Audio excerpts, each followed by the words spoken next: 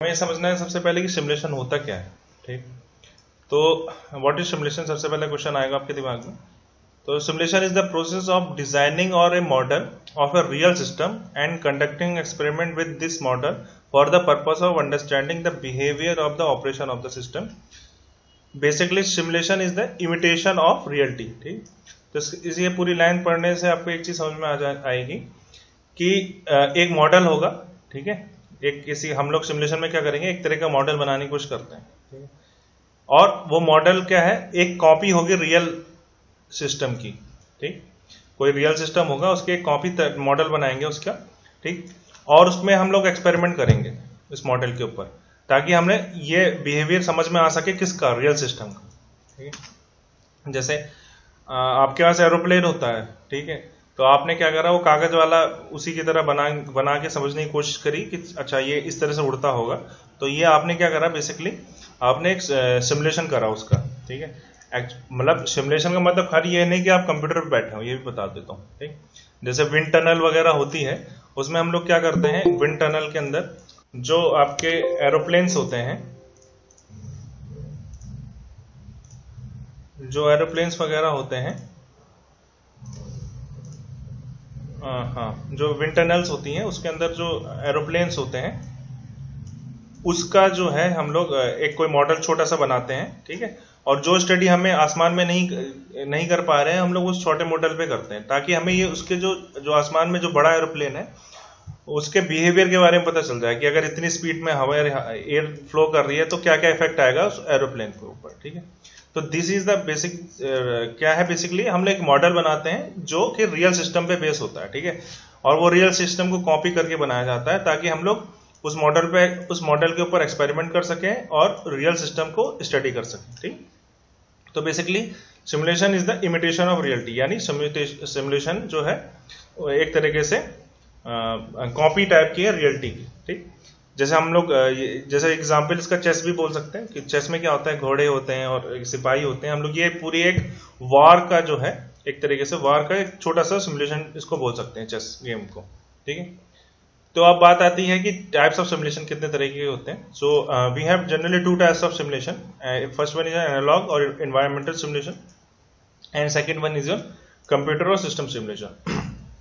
Analogue simulation में क्या होता है, हम लोग जो मॉडल है उसको फिजिकल फॉर्म में बनाते हैं। ठीक है, जैसे मैंने बताया कि आपने एक विंड टनल के अंदर एक छोटा एरोप्लेन बनाया या फिर कोई टरबाइन बनाई जो बड़ी उसकी कॉपी थी, और उसका बिहेवियर स्टडी करा एक विंड टनल के अंदर। ठीक है, तो ये जो कैसा है, ये इन्वायरमेंटल सिमुलेशन है, जिसमें आपको उसको फिजिकल फॉर्म में कॉपी करने की कोशिश कर रहे हैं। ठीक, ऑन द अदर एंड यही चीज अगर आप कंप्यूटर पे करें किसी सॉफ्टवेयर की मदद से, जैसे आपके नाम बहुत फेमस है विच इज जो एनसिस वगैरह सॉफ्टवेयर में हम लोग जो मॉडल बनाते हैं उसके बाद उस पर एक्सपेरिमेंट करने की कोशिश करते हैं, that is basically computer simulation. ठीक, चलो ये बात क्लियर होगी कि एनालॉग में फिजिकल मॉडल होता है, कंप्यूटर में हमारे पास एक मॉडल टाइप का बना होगा। जो कि मॉडल होता क्या है, बेसिकली जो भी आप चीज कंप्यूटर में करते हैं पीछे, वो एक बेसिकली एक मैथमेटिकल मॉडल होती है। ठीक है, आपने कोई भी चीज बना रहे हैं, इवन कोई एक मैं ये लाइन खींच रहा हूं, this is also a mathematics behind the back hand पे। ठीक है, ये जो आप कैड वगैरह में जो पढ़ते हैं वो पूरा बैक हैंड में इसी में काम कर रहा है। ठीक है, तो मॉडल भी जो है बेसिकली वो एक मैथमेटिकल मॉडल होता है। ठीक है, जो आप भी जो मॉडल हम बोलते रहते हैं कि मैंने एक फिजिकल मॉडल बनाया,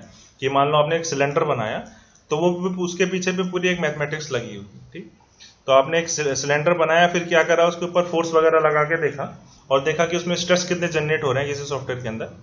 तो ये जो चीज है, ये हम लोग क्या कर रहे हैं, जो एक्चुअल में कोई सिलेंडर टाइप की चीज होगी उसका सिमुलेशन करने की कोशिश कर रहे हैं। ठीक, तो this is the basic behind the computer simulation. Analog में हमारा फिजिकल फॉर्म में होगा। ठीक, अब सिमुलेशन मॉडल की अगर बात करें तो we have 4 types of simulation model. First one is deterministic and stochastic. अगर इसको बोलूं तो ये एक डिवीजन में आ जाएंगे, फर्स्ट डिवीजन कर सकते हैं इस तरह से। इसके अलावा आप स्टैटिक और डायनेमिक मॉडल में भी जो है सिमुलेशन मॉडल होते हैं, ये सेकंड टाइप में आ जाते हैं। डिटरमिनिस्टिक और स्टोकास्टिक में क्या होगा, डिटरमिनिस्टिक या डिटरमिनिस्टिक मॉडल में क्या होगा कि x अगर आपको पता है तो उसका रिजल्ट y आने वाला है। But in case of stochastic model we define the probabilities. ठीक है, वी डिफाइन द प्रोबेबिलिटीज, उसके अकॉर्डिंग हम लोग सिमुलेट करने की कोशिश करते हैं।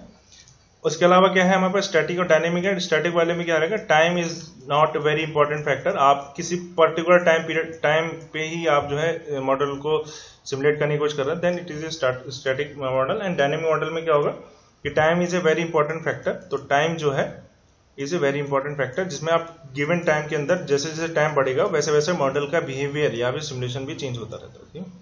तो this is the basic classification of simulation models. ये क्या है, टाइप्स ऑफ सिमुलेशन की बात थी, उसके बाद ये सिमुलेशन मॉडल्स है। नेक्स्ट है क्या, अब बात आती है कि ये सिमुलेशन हम लोग क्यों पढ़ें, मतलब ठीक है। तो ये एप्लीकेशन एरिया जो है इसके, we have application area in queue problems, inventory problem, training problems, network problems, तो पार्ट सी पे हम जो पढ़ा है, जॉब सीक्वेंसिंग में जो है, कैपिटल बजटिंग में या फिर कारपेट कटिंग में, ये सारे इतने सारे एप्लीकेशंस हैं जहां पे आप लोग सिमुलेशन यूज कर सकते हैं in case of operation research. ठीक है, these are the application of simulation in operation research. अब कुछ टर्मिनोलॉजीज हैं। First one is your system, second is your event, third is your state variable, fourth is your attribute, fifth is activity, process. तो आप समझते हैं क्या क्या है। ठीक है, तो इसको एग्जाम्पल से भी समझेंगे। पहले ये देखिए कि है क्या, डेफिनेशन क्या कह रही है। System a group of object that are joined together in some regular intersection और independence toward the accomplishment of some purpose. ठीक है, इसका एग्जाम्पल है सिस्टम, जैसे मैं बोलूँ बैंक। ठीक है, तो बैंक क्या है, एक तरह का सिस्टम है। ठीक है, इसमें नेक्स्ट टेबल में आप देखें तो सिस्टम का एग्जाम्पल आपका बैंक हो गया। ठीक है, अगर मैं उसके बाद एंटिटी की बात करूं, एंटिटी क्या होती है, जो वहां पे लोग हैं, कस्टमर हैं हमारे, दोज आर कॉल्ड एंटिटीज। ठीक, तो सबसे पहले सिस्टम का एग्जांपल आपके पास क्या हो गया, बैंकिंग सिस्टम हो गया।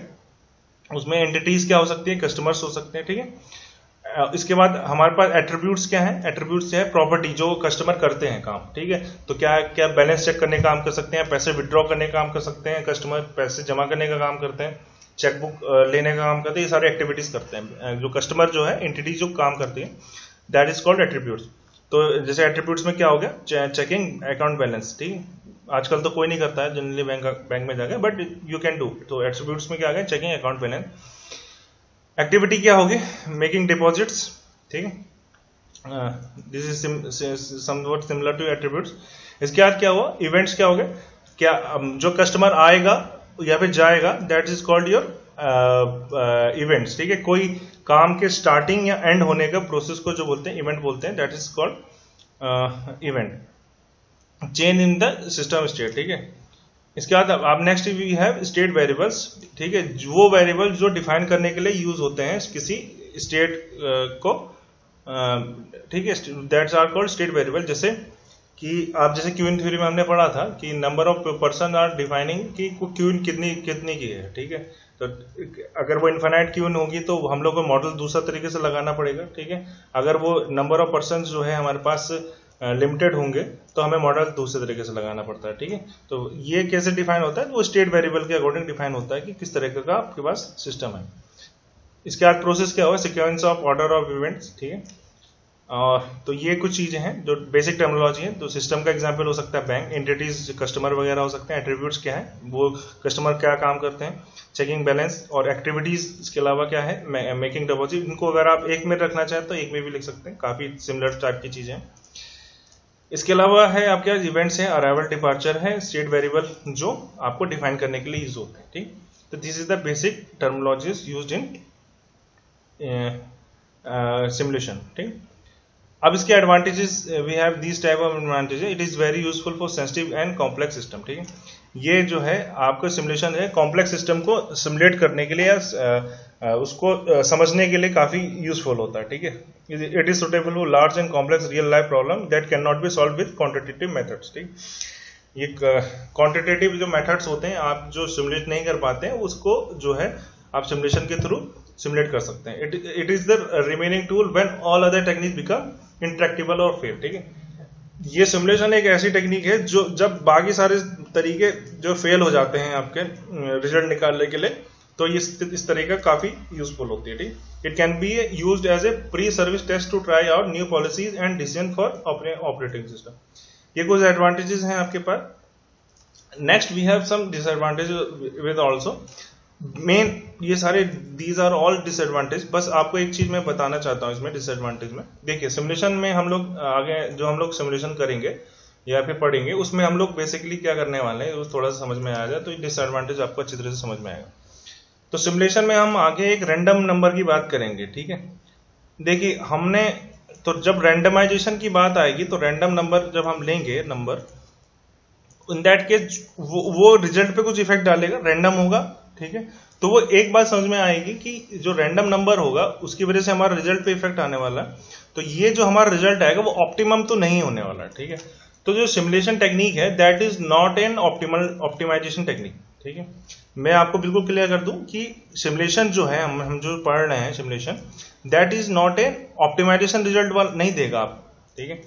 बट इसका यूज क्यों होता है कि ये आपकी जो रियल लाइफ प्रॉब्लम है उसको आप क्या चाह रहे हैं एक मॉडल के फॉर्म में आ जाए ताकि आप उसको कुछ स्टडी कर सकें, ठीक है। लेकिन जो स्टडी आपको रिजल्ट निकलने वाली है उस पर आप 100% बिलीव नहीं कर सकते कि ये बिल्कुल ऐसा ही जाएगा। क्यों? क्योंकि उसमें काफी सारी चीजें रैंडम होती हैं, काफी सारी चीजें हमने एजम्पशन पे करी होती है, ठीक है। तो आपका नेक्स्ट क्वेश्चन आएगा कि सर हम लोग क्या इसमें सिमुलेशन करेंगे कंप्यूटर पे? नहीं, हमें ऐसा नहीं करना है, हमें मैथमेटिक्स देखनी है छोटे दो तीन एप्लीकेशन एरिया पे, जैसे इंपॉर्टेंट हो गए, इन्वेंट्री प्रॉब्लम हो गया, क्यूइंग प्रॉब्लम हो गया, इन पे हमें एक दो क्वेश्चन देखने हैं ताकि आपको समझ में आ जाए कि जो बेसिक्स है सिमुलेशन का इन केस ऑफ ऑपरेशन है वो किस तरह का, ठीक।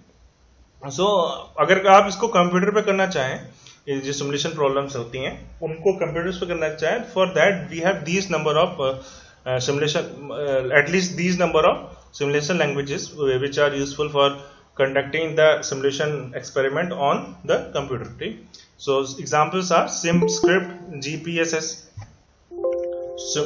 Simulia,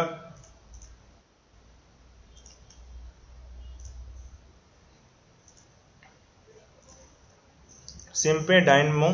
तो कुछ आपको एक दो नाम याद रहे तो ठीक रहेगा ये। तो दीज आर सिमुलेशन लैंग्वेजेस, ठीक। अब जो मेन चीज है जो यहां से स्टार्ट होती है which is very very important, मैं आपसे रिक्वेस्ट करूंगा कि आप थोड़ा सा ध्यान से सुनिएगा। तो वी हैव सबसे जो सिमुलेशन में अगर कोई मुझसे बोले कि सबसे इंपॉर्टेंट चीज क्या है तो आई विल डेफिनेटली से द मॉन्टे कार्लो सिमुलेशन, जो आपके सिलेबस में सबसे ज्यादा इंपॉर्टेंट है, ठीक है। इसको हम लोग क्वेश्चन से समझेंगे लेकिन इसका प्रोसीजर बड़ा सिंपल है, आप हम लोग इसको एक बार देख लेते हैं क्या है।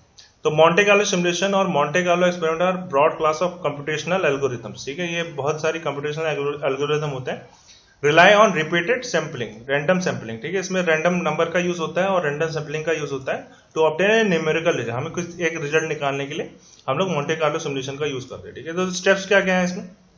तो कोई ये खाली स्टेप इसी मॉन्टे कार्लो के लिए नहीं, आप जनरली भी देखेंगे तो सिमुलेशन का जो भी तरीका है वो बेसिकली कुछ इसी तरीके से आप हर जगह पे सिमुलेशन करेंगे, चाहे वो किसी भी सॉफ्टवेयर पे आप करें, ठीक है। मैं खाली मॉन्टे कार्लो सिमुलेशन की बात नहीं कर रहा हूँ, कुछ आपको इसी तरीके से लगेगा, ठीक है। तो सबसे पहले मॉन्टे कार्लो सिमुलेशन में क्या करते हैं हम लोग, फर्स्ट वी डिफाइन द, सबसे पहले हम लोग प्रॉब्लम को डिफाइन करते हैं, उसको एक कुछ मैथमेटिक्स हम उसकी जनरेट करने की कोशिश करते हैं, डिफाइन करने की कोशिश करते हैं, ठीक है। उसके बाद हम लोग उस जो हमें पास डेफिनेशन हमने दी है उसके अकॉर्डिंग हम लोग एक मॉडल बनाने की कोशिश करते हैं, ठीक है। उसके बाद हम लोग उस पर क्या करेंगे, prepare the model for experimentation. हम उस जो मॉडल हमने बनाया उसको एक्सपेरिमेंट के लिए तैयार करते हैं, उसमें कुछ एक्सपेरिमेंट हम परफॉर्म करते हैं और उसके बाद जो रिजल्ट्स आते हैं उनको एग्जामिन करते हैं, समराइज करते हैं, एग्जामिन करते हैं जो हमें एक्सपेरिमेंट के बाद आपको रिजल्ट मिले, ठीक है। उसके बाद जो रिजल्ट मिले उनको आप क्या कहते हैं, उनको समझने की कोशिश करते हैं कि कोई मीनिंग निकाल भी रहे हैं कि नहीं, या फिर हमने खाली एक्सपेरिमेंट कर दिया, ठीक। तो बेसिकली ये भी जैसे आप सॉफ्टवेयर में एनसीएस वगैरह में देखते हैं उसमें भी ऐसे ही कुछ होता है कि आप सबसे पहले प्रॉब्लम डिफाइन करेंगे, उसके बाद मॉडल बनाते हैं, उसके बाद उस पर कुछ एक्सपेरिमेंट करेंगे, प्रिपेयर करेंगे उसको एक्सपेरिमेंट करने के लिए मेटल प्रॉपर्टी वगैरह लगा के, उसके बाद उसमें एक्सपेरिमेंट परफॉर्म करेंगे, उसका रिजल्ट निकालेंगे। फिर जो रिजल्ट आ गया तो उसको देखेंगे कि ये जो मेरा रिजल्ट निकला है वो किसी मतलब का है भी कि नहीं, ठीक है। कई बार आप सॉफ्टवेयर क्या है, आपने इनपुट डाला तो आउटपुट देना है, ठीक है। अगर आप किसी भी सॉफ्टवेयर पे काम कर रहे हैं तो आपको उसकी फिजिक्स जरूर समझ में आनी चाहिए। अगर आपको फिजिक्स समझ में नहीं आ रही है तो आप क्या कर रहे हैं, खाली बटन दबा रहे हैं उसमें, ठीक है। तो खाली बटन नहीं दबाना होता है किसी भी सिमुलेशन में, आपको पूरे अच्छे से समझना होता है कि बैकएंड में क्या चल रहा है ताकि आप बता सके कि जो रिजल्ट निकल के आ रहा है मीनिंगफुल है कि नहीं। क्योंकि अगर आपने गार्बेज डाला है किसी भी चीज में तो गार्बेज ही निकलेगा बाहर, ठीक है। अगर आपने गलत डाटा इनपुट करा या गलत तरीके से मॉडल को प्रिपेयर करा, तो then you are going to get the wrong model and wrong result, ठीक है। तो वो रिजल्ट तो दे देगा, फिर ये आपकी अंडरस्टैंडिंग है कि वो रिजल्ट सही है कि नहीं, ठीक है, वो तभी समझ में आता है जब आपको उसकी फिजिक्स या फिर जो उसका बेसिक चीजें हैं आपको पता हो। कि जैसे मान लीजिए एक एग्जांपल समझे कि आपके पास कोई बीम है, ठीक है, उसमें आपने लोड लगाया 10 न्यूटन का, ठीक है, आपको सारा डाटा दे रखा है, इसका मटेरियल प्रॉपर्टी वगैरह दे रखी है। अब इसमें स्ट्रेसेस जनरेट होंगे, ठीक है, तो आपको ये पता लगाना है कि ये जो स्ट्रेस आ रहे हैं वो पॉसिबल है 10 न्यूटन की। उसमें पता चला 1 लाख मेगा पास्कल का उसने स्ट्रेस दिखा दिया आपको, बट आपको ये पॉसिबल ही नहीं है आपको, लेकिन उसने दिखा दिया। लेकिन आप अगर जिसको ये चीज समझ में नहीं आती है कि 1 लाख मेगा पास्कल का क्या मतलब है, उसके लिए तो ये रिजल्ट बिल्कुल सही है, उसने कलरफुल दे दिया, यहाँ पे रेड डॉट आ गया तो उसके हिसाब से सही है, कलरफुल दे दिया। लेकिन आपको आज इंजीनियर आपको ये समझ में आना चाहिए कि ये पॉसिबल है भी कि नहीं है, या फिर रिजल्ट क्योंकि आपने कुछ या तो गलती करी है, इसका मतलब ये, ठीक। सो ये सारी चीजें बड़ी इंपॉर्टेंट रहती है किसी भी तरीके की सिमुलेशन में। नेक्स्ट, जैसे मैंने बताया था, we are going to get some random number in our operation research problem. तो रैंडम नंबर क्या होता है? A number in sequence whose probability of occurrence as that of any other number, ठीक है। रैंडम नंबर, कोई भी number आप choose करें जिनकी उन सब की प्रोबेबिलिटी बराबर हो। जैसे मान लीजिए आपको चूज करने हैं 4 नंबर 1 2 3 4 5 6 7 8 9 10 में से कोई भी 4 नंबर आपको चूज करना है। इन सब की प्रोबेबिलिटी बराबर है, आप 3 भी बराबर प्रोबेबिलिटी के साथ चूज कर सकते हैं, 4 भी 6 भी 7 में भी। आपने कोई स्पेसिफिक नहीं कर रखा है कि तीसरा वाले पे ज्यादा चूज करने की प्रोबेबिलिटी है, ठीक, ऐसा कुछ नहीं है, सब में बराबर प्रोबेबिलिटी है 10 में से 4 नंबर चूज करने की। बट जो कंप्यूटर्स होते हैं वो बिल्कुल परफेक्ट नंबर जनरेट नहीं करते हैं, ठीक है। तो आपको एक बात समझने की जरूरत है, जो आप रैंडम नंबर कंप्यूटर्स में जनरेट होते हैं, that are some mathematics behind that, those are called pseudo random number, ठीक है। जैसे एग्जांपल है मिड पॉइंट थ्योरम से या फिर किसी दूसरी थ्योरम से हम लोग रैंडम नंबर जनरेट करने की कोशिश करते हैं, but they are not perfectly random, ठीक है, but they qualify the statical test, ठीक है। मतलब स्टैटिकली वो ठीक है, मतलब आपको रिजल्ट सब दे देते हैं वो किसी तरीके से, बट वो those number are not perfectly random, ठीक है। उन सब की प्रोबेबिलिटीज बराबर नहीं होती किसी ना किसी वजह से। So those type of numbers are called pseudo random number, ठीक है। एक one is random number, second is pseudo random number, ठीक है। ये pseudo number random number क्यों आते हैं? क्योंकि मान लीजिए आपने 1 8 3 4 8 5 6 इस तरह से कोई नंबर चूज करा, फिर बीच में 4 नंबर इसमें से चूज करे और उसको डिवाइडेड बाय हर बार कर रहे हैं कि 5 बार इसको मैं डिवाइड करूंगा, ठीक है, 5 से। उसके अलावा जो रिजल्ट आएगा उसके 4 नंबर निकालूंगा, फिर उसका स्क्वायर करूंगा, फिर से डिवाइड करूंगा, इस तरह से हमने करा। But this is not a random process. इस तरह से हम लोग रैंडम नंबर जनरेट कर सकते हैं कंप्यूटर में, but those are not fully random number, but ये स्टैटिकल टेस्ट को क्वालिफाई करते हैं, that's why we use to take them also, ठीक है। ऐसा नहीं कि हम इनको इग्नोर करते हैं, but those are not perfect random.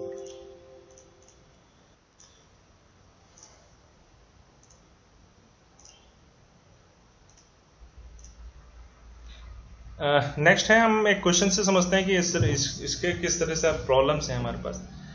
सो सबसे पहला क्वेश्चन है हमारे पास, a tourist car operator finds that during the past few month the car use have varied so much that the cost of maintaining the car has varied considerably. During the past 200 days the demand for car fluctuated as follows, ठीक है। तो जो car operator tourist है, ठीक है, उसके पास जो है पर वीक जो है ट्रिप पर वीक इस तरह से आई है, पुराने डाटा से उसको पता है 200 दिन के लिए, ठीक है। तो पर वीक 0 ट्रिप आने की जो फ्रीक्वेंसी है वो 16 है उसके पास, ठीक है। सिमिलरली एक ट्रिप आने की फ्रीक्वेंसी है 24 है। तो इससे आप जो फ्रीक्वेंसी है उससे क्या निकाल सकते हैं उससे आप निकाल सकते हैं प्रोबेबिलिटी, ठीक है।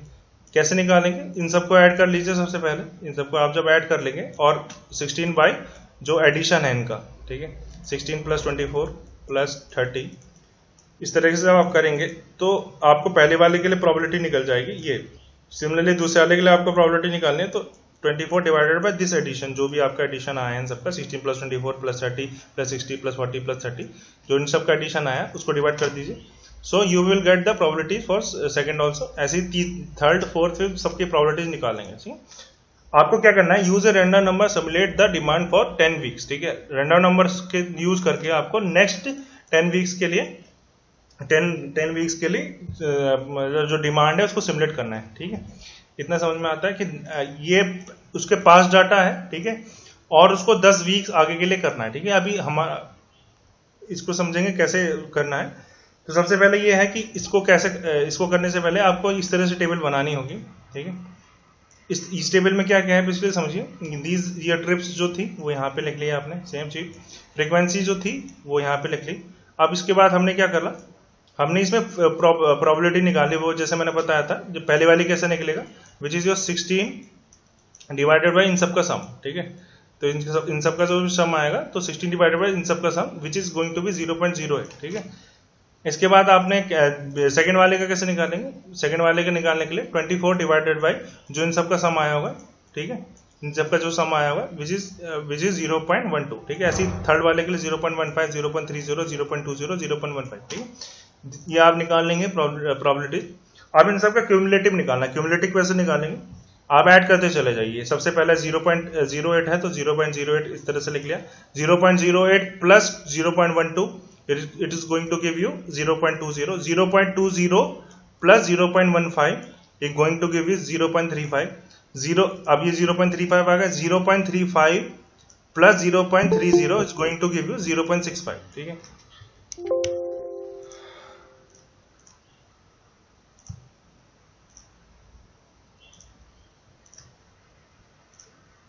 0.65, इसका 0.65 plus 0.20 is going to give you 0.85, 0.85 plus 0.15 is going to give you 1, ठीक है। तो इस तरह से आप क्यूमुलेटिव प्रोबेबिलिटीज निकाल लेंगे। अब मुझे क्या करना है, टैग देना है, ठीक है। ध्यान से देखिए टैग कैसे दूंगा। अब यहाँ पे ये हमें पता है क्यूमुलेटिव प्रोबेबिलिटीज सब सारी चीजों का, तो definitely there should be 1, last में 1 आना चाहिए। अगर नहीं आया है तो हमने कुछ मिस्टेक करी, ठीक। अब टैग देंगे तो सबसे पहले 0 से 7 तक दे दिया, तो ठीक है, 0 से 7 तक यहाँ पे दे दिया। इसके बाद कहां से देंगे, 7 तक यहाँ पे आ गया। 8 से जो जी 0.20 है उसको 19 तक दे दिया। फिर यहाँ से 20 से इससे एक कम, 35 से एक कम कितना आएगा, 34, तो 20 से 34 के बीच में दे दिया। और 35 से 64 तक दे देंगे इसके लिए, क्योंकि यहाँ पे 0.65 है।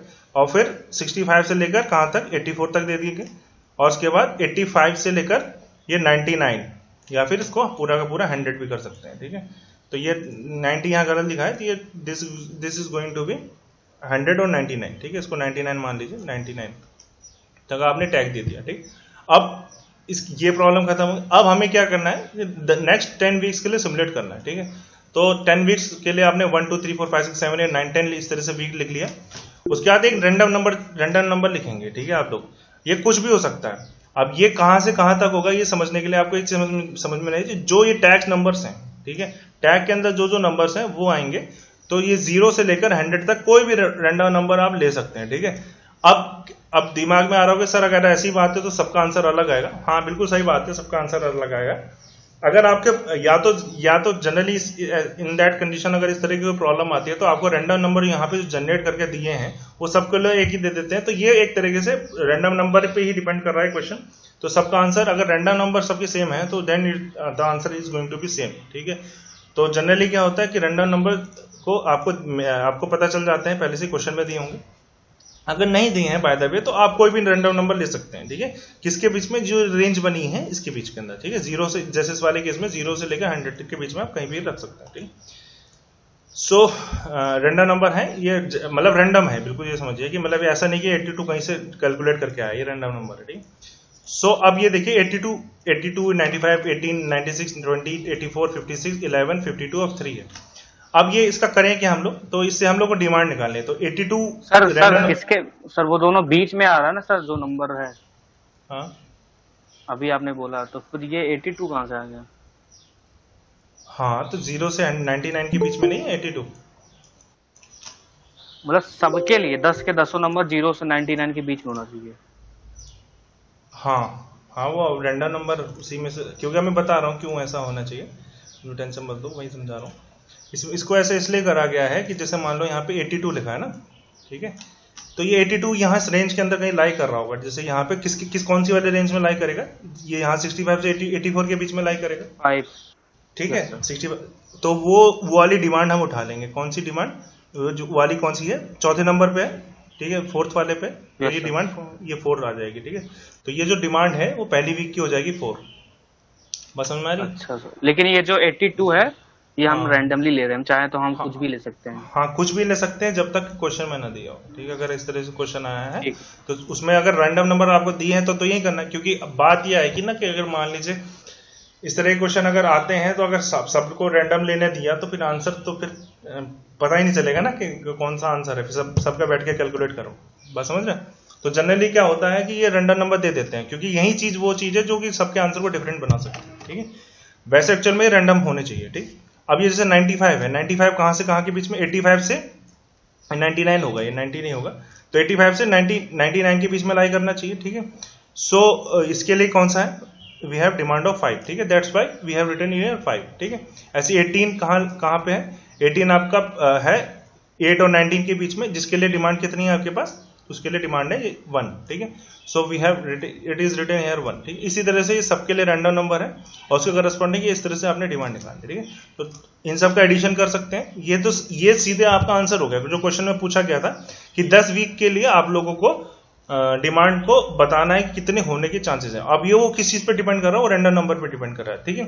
तो एक बात ये बिल्कुल समझ में आती है कि क्योंकि हम लोग यहाँ पे रैंडम नंबर यूज कर रहे हैं, तो ये जो टेक्निक है ये आपको ऑप्टिमम रिजल्ट तो नहीं देने वाली है, ठीक है। ऑप्टिमम क्यों नहीं देगी, आपने एक बार मान लीजिए एक बार किसी और ने रैंडम नंबर कुछ और चूज करे, किसी और ने कंप्यूटर में बैठ के कोई रैंडम नंबर और चूज करे या रैंडम नंबर चूज कर लिया, ठीक है, तो उनका आंसर डिफरेंट आएगा, ठीक।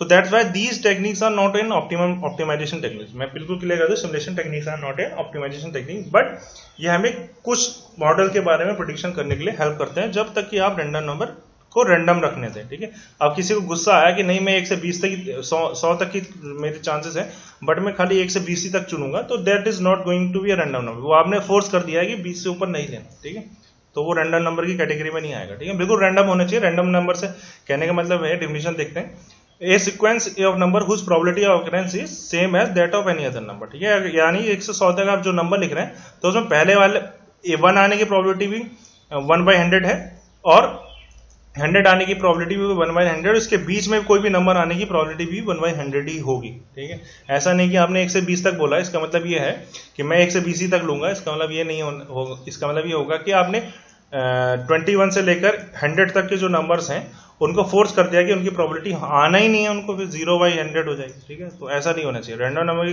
पहली कंडीशन है कि सबकी प्रोबेबिलिटी बराबर होनी चाहिए। सो इस तरह से क्वेश्चन को आप कर सकते हैं। तो आप टोटल डिमांड अगर निकालने को बोल दिया तो आप सबको ऐड कर दीजिए, ठीक है। तो 28 कार्स आ गया। एवरेज डिमांड पूछा है तो ये जो टोटल डिमांड है उसको नंबर ऑफ वीक से डिवाइड कर दिया इसने, ठीक है। 28/10 विच इज 2.8, तो एक हफ्ते में 2.8 कार्स पर वीक आएगी, ठीक है। अगर रैंडम नंबर चेंज होंगे तो ये आंसर भी अलग आएगा, ठीक है। So that's why these are not a perfect optimization technique. एक और क्वेश्चन देखते हैं हम लोग। अच्छा क्वेश्चन है, क्वीन थ्योरी का है, क्वीन प्रॉब्लम का। Record of 100 truck load of a finish job arriving, ध्यान से पढ़िए, थोड़ा सा अलग तरीके क्वेश्चन है। Record of 100 truck loads of finish job arriving in a department check out area show that the following. Check out time takes 5 minutes and checker take care of only 1 truck at a time, ठीक है। यानी check out करने के लिए 5 minute का time लगता है, ठीक है, और जो चेकर है वो खाली एक बार में एक ही ट्रक को देखता है, ठीक है। द समरी हमें इस तरह से दी है और ये क्या है, इंटर अराइवल टाइम है, ठीक है। तो टाइम है आपका 1 2 3 4, ये इंटर अराइवल टाइम है। और फ्रीक्वेंसी क्या है, 1 मिनट इंटर अराइवल टाइम की है 1, 2 मिनट की इंटर अराइवल टाइम की फ्रीक्वेंसी है 4 7, इस तरह से है, ठीक है। तो फ्रीक्वेंसी जब दी है तो इससे आप प्रोबेबिलिटी निकाल सकते हैं। कैसे करेंगे, इन सबको ऐड कर लीजिए, ठीक है। और पहले वाले के लिए निकालना है तो 1 डिवाइडेड बाई जो एडिशन करके आया है इन सबका, ठीक है, तो वो आप नीचे से डिवाइड कर देंगे तो पहले वाले के लिए प्रोबेबिलिटी निकालेंगे। दूसरे वाले का निकालेंगे तो 4 डिवाइडेड बाई जो समीशन करके आया है that is going to be probability of second, ठीक। हमसे पूछा क्या गया, what is the average waiting time before the service, what is likely the longest wait, ठीक है। लॉन्गेस्ट वेट क्या करना पड़ेगा ट्रक को, वो बताना है, और एवरेज वेटिंग टाइम कितना सर्विस के लिए चाहिए रहेगा वो बताना है, ठीक है। और मॉन्टे कार्लो सिमुलेशन में बेस होगा, ठीक। अब ये वही चीज है, कैसे करना है, तो सबसे पहले ये टाइम पीरियड यहाँ पे जो लिखे हुए हैं वो यहाँ पे लिख लिए, ठीक है। जो पिछले वाले केस में हमारे क्या था, डिमांड था, वैसे ही था, ये यहाँ से डिमांड थी तो इसको लिखा था। अब हमारे केस में क्या है, सर्विस टाइम है, इंटर अलाउड टाइम है, तो उसको यहाँ पे लिख लिया। इस तरह से पीरियड को 1 2 3 4 5 6 7 8 9 10। इसके अलावा क्या करा, फ्रीक्वेंसी जो थी, ठीक है, उसको यहाँ पे लिख लिया है, ठीक। उसके बाद क्या करा, प्रोबेबिलिटी निकाली, जैसे मैंने बताया प्रोबेबिलिटीज निकाली। इसके बाद क्यूमुलेटिव प्रोबेबिलिटी निकाली। क्यूमुलेटिव प्रोबेबिलिटी कैसे निकालते हैं हम लोग, क्यूमुलेटिव प्रोबेबिलिटी जीरो, सबसे पहले 0.01 है, उसको यहाँ लिख लिया, फिर 0.01 जो यहाँ पे आया प्लस 0.04 इक्वल टू 0.05, फिर 0.05 जो आया है 0.05 प्लस 0.07 इक्वल टू 0.12। इस तरह से आप पूरा कर लेंगे और लास्ट में 1 आएगा, ठीक है। अब इसका रैंडम नंबर के लिए टैग, जो इसको मैं टैग बता रहा था, टैग ले लेंगे, ठीक है। अब यहाँ पे पहला है 0.01 से लेकर 0.01 है, तो यहाँ पे 0 ही आएगा खाली। फिर 1 से लेकर 4 तक, क्यों, क्योंकि यहाँ पे 0.05 है, तो यहाँ पे 1 से लेकर 4 तक दे दिया।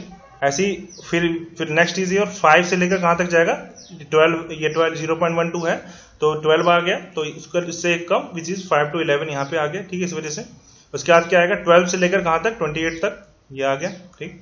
तो इस तरह से आपने एक टैग नंबर या रैंडम नंबर, इस तरह से एक रेंज दे दी, ताकि आप रैंडम नंबर इसमें से चूज करके क्या करेंगे हम लोग, फिर पीरियड को देख लेंगे, ठीक है, इस तरह से करना। अब ये आपने इस क्वेश्चन में इन्होंने क्या करा, 20 बार के लिए निकाल लिया, ठीक है, 20 बार के लिए निकाल लिया। अब ये यहाँ पे क्या है, नेक्स्ट 20 के लिए सिमुलेट कर लिया है इन्होंने, ठीक। आप चाहे तो 30 के लिए भी कर सकते हैं, 40 के लिए भी, 50 कितने के लिए भी कर सकते हैं, 1 हो तो उतने का, ठीक है।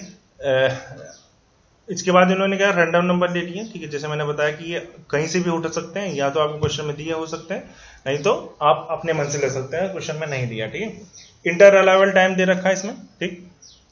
तो जैसे पहला रैंडम नंबर है 12 का, ठीक है, तो इसके करस्पॉन्डिंग इंटर अराइवल टाइम कितना है, 12 के corresponding we have inter arrival time of 4, ठीक। तो इंटर अराइवल टाइम आ गया आपका 4, ठीक। तो अब हमें क्या निकालना है कि ट्रक, सबसे पहली बात क्या समझना है, एवरेज वेटिंग टाइम कितना बिफोर द सर्विस, किसको, ट्रक को कितनी टाइम लग रहा है, और लॉन्गेस्ट वेट कितना करना पड़ा ये बताना है, ठीक है। सो यहाँ पे अगर मान लीजिए उसने बोला है कि 10 बजे से स्टार्ट कर रहा हूँ, तो इंटर अराइवल टाइम कितने का, 10:04 पे, ये वाला जो 4 मिनट है उस पे वो आएगा ट्रक वाला, सर्विस उसकी बिगिन हो जाएगी 10:04 पे, और 5 मिनट का क्या बोला था इसने, एक चेकर को 5 मिनट का टाइम लगता है चेकिंग करने के लिए, ठीक है।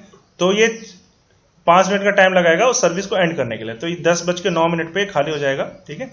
और चेकर को कितना वेट करना पड़ेगा स्टार्टिंग में, वो 10 बजे आके बैठ गया है, ठीक है। तो 4 मिनट जो यहाँ पे स्टार्टिंग में 4 मिनट है, तो चेकर को 4 मिनट का वेट करना पड़ा है। ट्रक को कितने देर का वेट करना पड़ा है, ट्रक को बिल्कुल वेट नहीं करना पड़ा, ठीक है, क्योंकि वो जैसे ही आया उसको सर्विस मिल गई। Next we have generated 81 random number.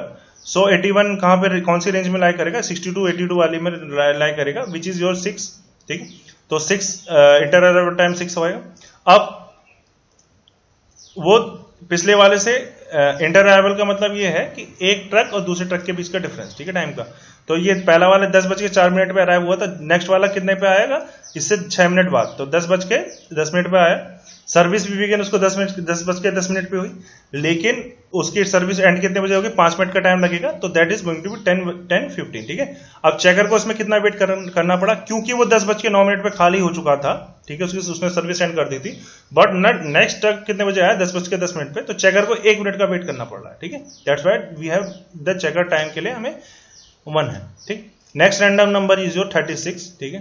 तो 36 के करस्पॉन्डिंग कौन सा आएगा, देखिए 36 किसके बीच में आएगा, इस वाले में आएगा, ठीक है, आई थिंक सही है। तो वी हैव 5, सो 36 के करस्पॉन्डिंग 5 इंटर अराइवल टाइम है, तो वो इस पिछले वाले से 5 मिनट 10:15 पे आया, उसकी सर्विस भी 10:15 पे स्टार्ट हो गई, और 5 मिनट में खत्म हो जाती है, तो 10:20 पे उसकी सर्विस एंड हो गई, ठीक है। अब पिछले वाला जो है 10:15 पे चला गया, और ये वाला ट्रक 10:15 पे आ चुका है, तो चेकर को कितना वेट करना पड़ा, 0, ट्रक को भी 0 वेट करना पड़ा अभी तक, ठीक। नेक्स्ट वी हैव 82 कौन सी रेंज में लाई करेगा, 82 is going to be this one, ठीक, विच इज ऑफ 6, ठीक। तो 6 है, 82 के करस्पॉन्डिंग 6 है, तो पिछले वाले से 10:15 पे, ये 10:21 पे आएगा, और 10:21 पे इसका काम वो शुरू हो जाएगी सर्विस, और 10:26 5 मिनट का टाइम लगेगा सर्विस को पाने में, तो 10:26 तक ये सर्विस पाएगा।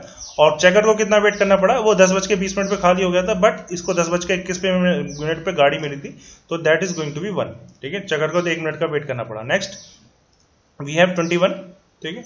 21 कौन सी रेंज में लाई करेगा? 21 is going to be between 12 and 28, तो इसके करस्पॉन्डिंग कौन सा है? 1 2 3 4, फोर्थ वाला, तो this is going to be 4, तो 21 के करस्पॉन्डिंग 4 है। पिछले बार से 4 मिनट इंटर अराइवल टाइम है, तो ये 10:21 और ये 10:25 पे आया, ठीक। उसके अलावा वो उसका सर्विस कितने बजे बिगिन होगी? That is going to be 10:26। अब आपका क्वेश्चन होगा सर 10:26 क्यों है? क्योंकि जो सर्विस मैन है वो 10:26 पे खाली हुआ है, ठीक है। वो 10 पिछले वाले प्रॉब्लम में क्या है, 10:25 पे आ तो गया ट्रक, बट पिछले जो सर्विस पर्सन है वो एक बार में एक ही ट्रक दे सकता है, बट वो 10:26 पे खाली हो रहा है, तो इन दैट केस ट्रक वाले को वेट करना पड़ेगा 1 मिनट का, ठीक है। तो 10:26 पे उसकी सर्विस स्टार्ट होगी और 10:31, 5 मिनट का टाइम लगेगा सर्विस पाने में, तो 10:31 तक वो सर्विस पाएगा, फिर नेक्स्ट वाला आएगा, वो रैंडम नंबर के अकॉर्डिंग आएगा, ठीक है। तो ये बात समझ में आ गई? ये क्लियर हुआ किसी को? सबको हेलो? ये जो मैं टेबल बनाया उसमें किसी को कंफ्यूजन? इस तरह से आगे बढ़ो। Yes sir. ठीक, तो इस तरह से हम लोग जो है इस टेबल को बना सकते हैं, ठीक है। अब पूछा क्या है, दो चीजें पूछी गई थी, average waiting time of truck before service, ठीक है।